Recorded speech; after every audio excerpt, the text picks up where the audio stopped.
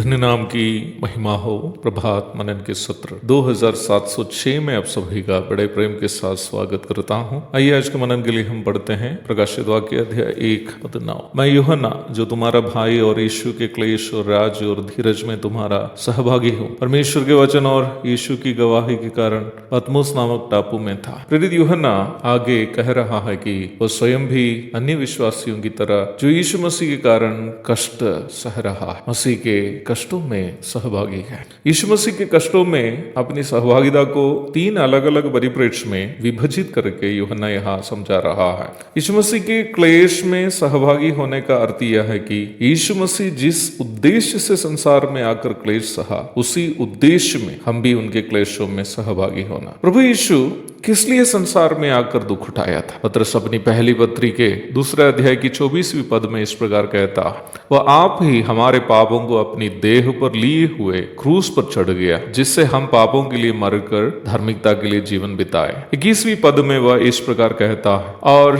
तुम इसी के लिए बुलाए भी गए हो, क्योंकि मसीह भी तुम्हारे लिए दुख उठाकर तुम्हें एक आदर्श दे गया है कि तुम भी उसके पद चिन्हों पर चलो। इसका मतलब यह है कि हमारे पापों के लिए संसार में आकर जिस प्रभु ने क्लेश सहा, उस प्रभु पर विश्वास करने के कारण जब हम पाप से अलग होकर पवित्र जीवन बिताने की कोशिश करते हैं, पाप से प्रदूषित संसार के माध्यम से शैतान हमें सताएगा। जब हम उस सताव को खुशी से झेलते हैं, हम भी प्रभु के उस क्लेश में जो उन्होंने हमें पाप से जुड़ाने के लिए सहा था, सहभागी हो रहे हैं। यीशु मसीह के राज्य में सहभागी होने का कारण दुख उठाने का अर्थ यीशु मसीह के आत्मिक राज्य में, द स्पिरिचुअल किंगडम में हमारे नागरिकता के कारण हम पर होने वाले दुखों को झेलने को ये सूचित करते हैं। इस्राएल परमेश्वर के द्वारा संसार से चुना गया भौतिक राष्ट्र है। व्यवस्था विवरण 7:6, 14:2, यिर्मयाह 2:3, आमोस 3:2 भी पढ़िएगा।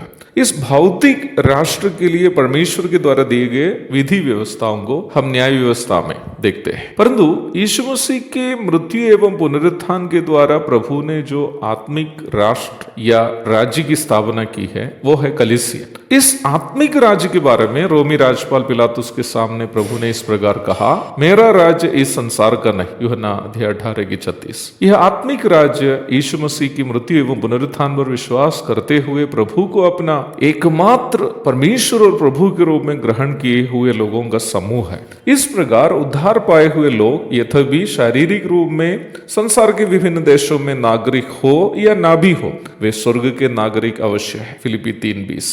इसलिए ही संसार जो शैतान के नियंत्रण में है, स्वर्ग के इन नागरिकों को जो संसार में परदेसी के रूप में रहते हैं, सताते रहेगा। यूहन्ना 15:19, पहला पत्रस अध्याय 2:9-12 तक। धीरज में सहभागी होना यीशु मसीह के दूसरे आगमन के लिए हमारी प्रतीक्षा को सूचित करता है। हम इस संसार के नहीं होने के कारण संसार हमें हमेशा परेशान करते रहेगा, परंतु हमारी धन्य आशा जो कि हमारा प्रभु जल्द आने वाला है और हमें शीघ्र इस दुष्ट संसार से अलग करके अपना स्वर्गीय भवन में ले जाएगा, हमें दुखों को सहते हुए भी प्रभु के आगमन की प्रतीक्षा में जीने के लिए धीरज प्रदान करती है। हर एक सच्चे मसीह को वर्तमान संसार में रहते वक्त प्रभु के क्लेश, राज्य और धीरज में सहभागी होकर जीना जरूरी है। और हमारी यह सहभागिता इस बात की निश्चितता हमें देती है कि हम वास्तव में उद्धार पाए हुए हैं। एक और शुभ दिन की धन्य कामनाओं के साथ आज का मनन मैं समाप्त करता हूँ। प्रभु आप सबको आशीष दे।